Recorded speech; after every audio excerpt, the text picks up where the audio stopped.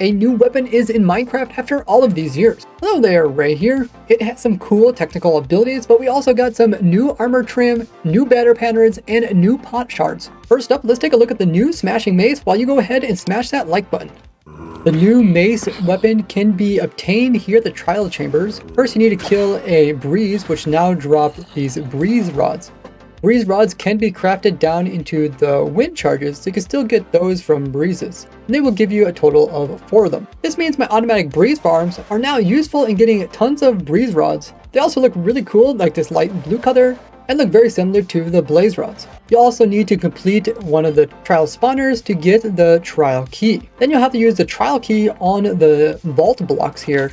And this will give you a chance of getting some new loot, which includes a chance of getting the new item, which is called a heavy core.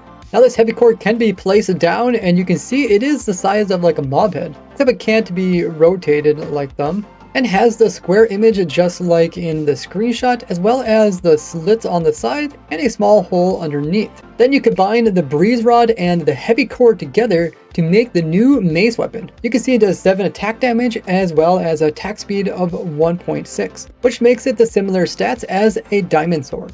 But it has a special ability of knocking mobs backwards and doing more damage the farther you fall. So long as you hit a mob before you touch the ground, you won't take any fall damage. And how much it does knockback depends on how far you fall.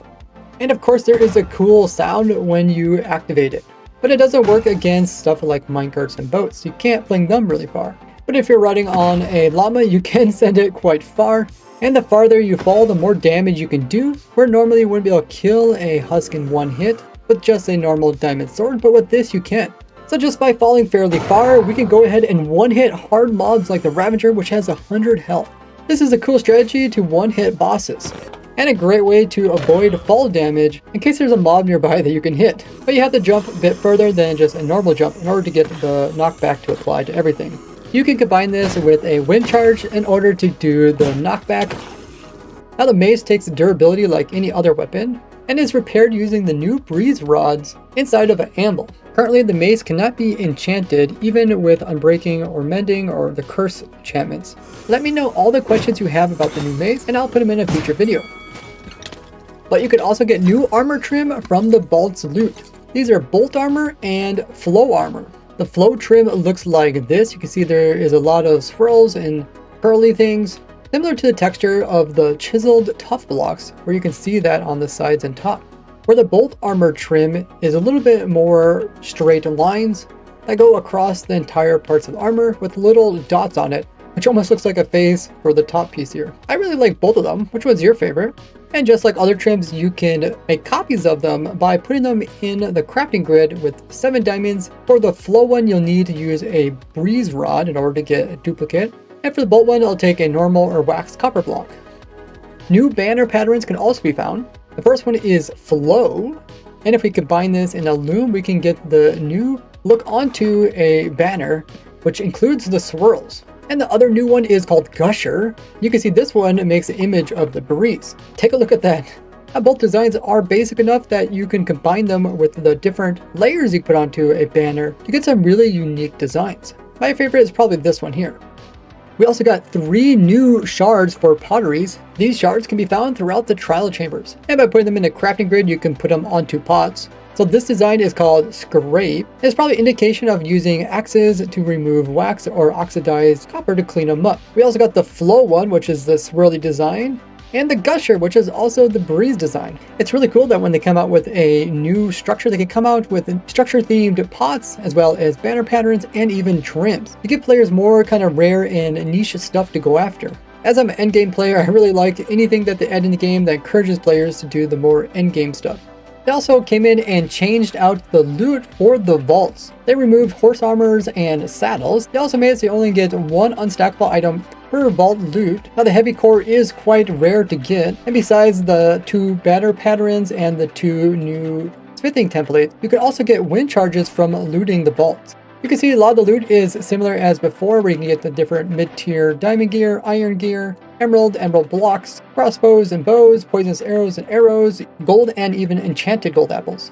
Keep in mind that each vault block can only be looted one time per player, so you might have to go to several trial chambers in order to get the new heavy core item. We also got some new trial chamber rooms, so if we go up here, when before there would be some dead ends, look at this one. In the background you can see if we would break through this, we got a new type. This room is full of a whole bunch of the trial vaults. You can see it's almost kind of like a maze. There's different sections and there's little rooms. There's even a upper level, which not only has a whole bunch of vaults, so you can use more of your keys up, but also has a new fighting location with a few different mobs here. We got the breeze in the center and a few around the outside. Looks like there's quite a lot here, but overall a lot more vaults to loot before you have to find a new chamber. Here is another new one. You can see we got a bunch of vault blocks in here. The center, we got 4 different spawners, which is pretty crazy. One of the breeds and some other crazy mobs. Around the outside, you can see we've got a bunch of vault blocks. I'm really glad they're increasing this so you don't have to do so much jumping between structures. There's also some rooms down here with the grades in front of them, and you can see that there is quite a few rooms and it gets pretty mazy trying to get around through here. And in 2 of the corners they even got some slime spawners over here. They also made some new variations to the old ones, like now we got some steps so we can easily access the second level here. Here you can see some more layout changes, making it a little bit flatter and straightforward. And it seems some of the older rooms also got a revamp with more of the vault blocks.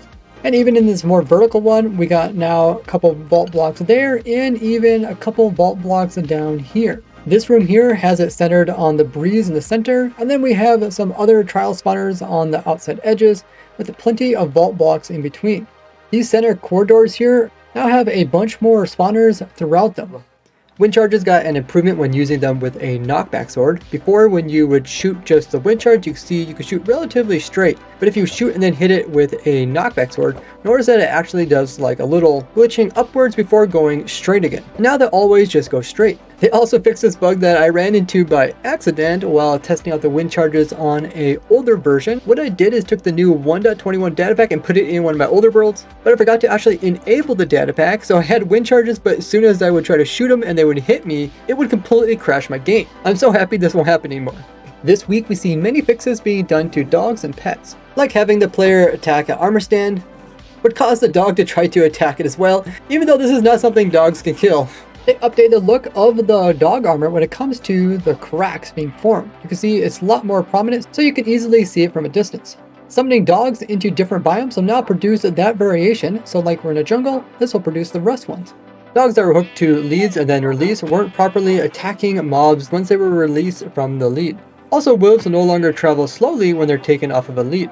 We won't have the problem when trying to feed baby wolves or cats to get them to grow up, having them just constantly stand and sit rather than just consume the food and not change position. And the long time bug where wolves as well as cats could get unleashed from their leads just when the chunks are reloaded. This problem won't happen anymore, so you no longer have to worry about your leashed dogs teleporting to you randomly. Iron golems that were put on a lead and then released would get really confused and would not pathfind towards zombies until the world was reloaded. Bees will now try to avoid dangerous things when going after somebody that has a flower. They also will no longer get stuck on lanterns. Bees will now properly pathfind to bee nests and beehives, when before if there was blocks above them with campfires underneath, the bees would have trouble actually going to these. Parrots and bees have also been improved so that they won't try to fly up or down too much, trying to get to the exact location where they're wanting to go.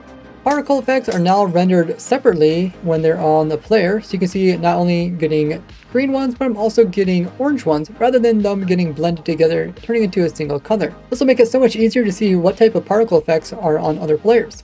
When picking up liquids or even powder snow while rotating very quickly, you could create items that are desynced, meaning that once you picked it up, it appears to be in your inventory, but then if you would update it by picking up the item, you could see it would vanish.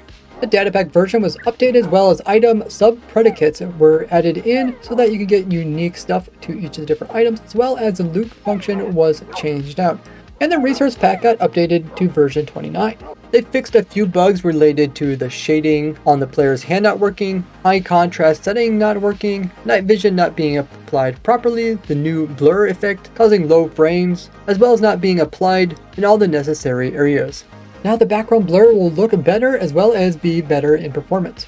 several bugs related to navigating Minecraft using your buttons on your keyboard rather than your mouse, along with a weird bug where you couldn't actually delete your world because the error would just come up. Now come join me in playing with all the new stuff over at my live stream and hop onto my testing server here. You can find the IP over on my Discord. Thanks to each and every one of my supporters here on screen, as that really helps me continue to make videos like these.